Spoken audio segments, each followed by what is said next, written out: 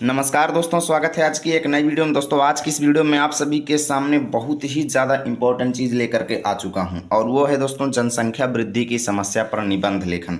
और ये बहुत ज़्यादा इंपॉर्टेंट निबंध है दोस्तों, बहुत ज़्यादा बोर्ड एग्जाम में पूछा जाता है। और कैसे लिखना है आज की इस वीडियो में आपको डिटेल में बताऊँगा। और ख़ासकर मैंने इस बात का ध्यान दिया है कि आपको बोर्ड एग्जाम में कितना बड़ा निबंध लिखना चाहिए ताकि आपका टाइम भी कम लगे और नंबर भी आपको फुल मिले। ठीक है ना। तो बस आप सभी को वीडियो को अंतिम तक देखना है। और बहुत ही सरल निबंध है, इसे मैंने स्वयं से लिखा है, ना तो कहीं से कॉपी किया गया है ना तो कहीं से पेस्ट किया गया है। अच्छे से देखिएगा, सीधा एकदम सिंपल लैंग्वेज में लिखा गया ये निबंध है। तो चलिए दोस्तों शुरू करते हैं। आपका फरवरी में बोर्ड एग्जाम है तो पूरा निबंध देख करके जाइएगा और कॉपी पर नोट कर लीजिए।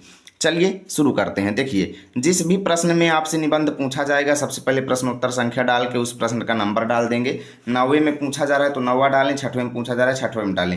यानी जिस भी नंबर के क्वेश्चन में आपका निबंध है वो आपको डालना है। उसके बाद 3-4 टॉपिक दिए रहते हैं जिस टॉपिक पर आपको लिखना है। तो जनसंख्या वृद्धि की समस्या पर लिखना है तो ऐसे आपको हाईलाइटेड हेडिंग डाल देना है। उसके बाद देखिए, निबंध की शुरुआत करने से पहले आपको पहली हेडिंग हमेशा रूपरेखा बनाना है। कोई भी निबंध हो, चाहे जिस भी टॉपिक पर आप निबंध लिख रहे हैं, पहली हेडिंग हमेशा आपकी रूपरेखा रहेगी। उसके बाद अब आपको रूपरेखा के अंदर हमेशा पहली हेडिंग प्रस्तावना रखना है और लास्ट हेडिंग उपसंहार रखना है। बीच में आपको टॉपिक से रिलेटेड हेडिंग्स लिखनी होती हैं। जैसे दूसरा, भारत में जनसंख्या वृद्धि। ठीक है। तीसरा, जनसंख्या वृद्धि से हानि। चौथा, जनसंख्या वृद्धि को रोकने के उपाय। और पांचवा, उपसंहार। उपसंहार में हम अपने विचार व्यक्त करते हैं कि भाई जनसंख्या वृद्धि से संबंध में हमारे क्या विचार हैं। ठीक है, इसमें हम अपने विचार व्यक्त करेंगे। अब प्रत्येक हेडिंग को डाल डाल करके अपना अनुभव लिखना है, अपने हिसाब से निबंध को बना करके लिखना है। ठीक है। तो देखिए, प्रस्तावना हेडिंग डालेंगे और लिखेंगे जनसंख्या किसी भी देश अथवा राज्य की।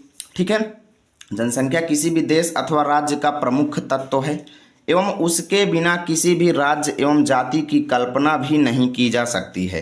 ठीक है। जनसंख्या की वृद्धि का यह दानव आज संपूर्ण विश्व के सम्मुख मुंह फैलाए खड़ा है। कहने का मतलब ये है दोस्तों कि जनसंख्या वृद्धि जो है वो एक दानव की तरह है। किसकी तरह? राक्षस की तरह है, दानव की तरह है, जो संपूर्ण विश्व के सामने मुंह फैलाए खड़ा है। ठीक है। आगे लिखेंगे, क्योंकि जिस गति से जनसंख्या में वृद्धि हो रही है वह अत्यंत चिंता का विषय है। ठीक है। जनसंख्या की इस अपार वृद्धि के कारण संपूर्ण देश की प्रगति अवरुद्ध हो रही है। यानी संपूर्ण देश का विकास जो है वो रुका हुआ है। भारत में विश्व की जनसंख्या का 6ठा भाग निवास करता है। इतना आपको लिखना है। ठीक है। ये हो गया प्रस्तावना हेडिंग। अब आपको अगली हेडिंग डालना है भारत में जनसंख्या वृद्धि। और इसके अंतर्गत आप लोग लिखेंगे कि भारत की जनसंख्या में बहुत ही तीव्रता से बढ़ोतरी हुई है। ठीक है, जिसके कारण भारत की आर्थिक स्थिति दिन प्रतिदिन खराब होती जा रही है। इतना आपको लिखना है। ठीक है। उसके बाद आप लिखेंगे भारत में जनसंख्या वृद्धि के कुछ विशेष कारण इस प्रकार हैं। क्या क्या कारण है अब लिखना है। लिखेंगे अशिक्षा हो गया, यानी अनपढ़ता, निरक्षरता। ठीक है। रूढ़िवादिता, यानी पुराने रीति रिवाज को मानने वाली बातें यहाँ पर हैं। कहने का मतलब ये है कि कई लोग यहाँ पे क्या करते हैं, संतानों को भगवान की देन मानते हैं और दिन पर दिन जनसंख्या बढ़ाए जा रहे हैं।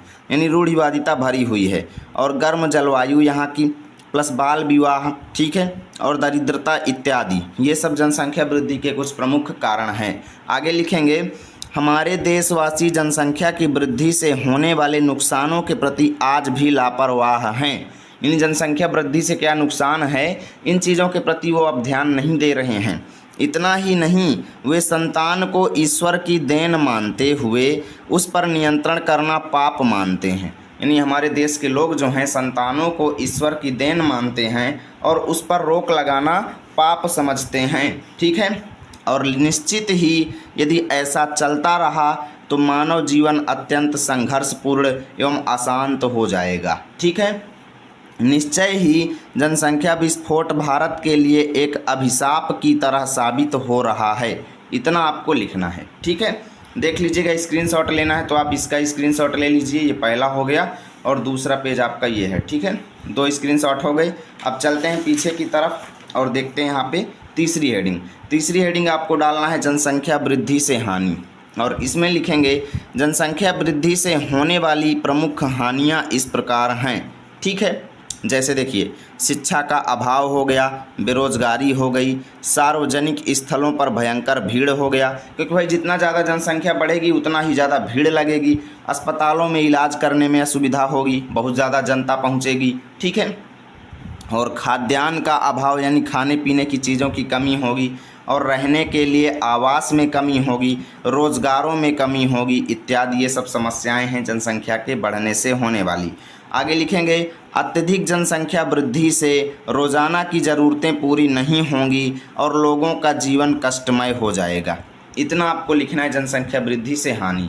ठीक है, अब चौथी हेडिंग आप बनाएंगे जनसंख्या वृद्धि को रोकने के उपाय क्या हैं।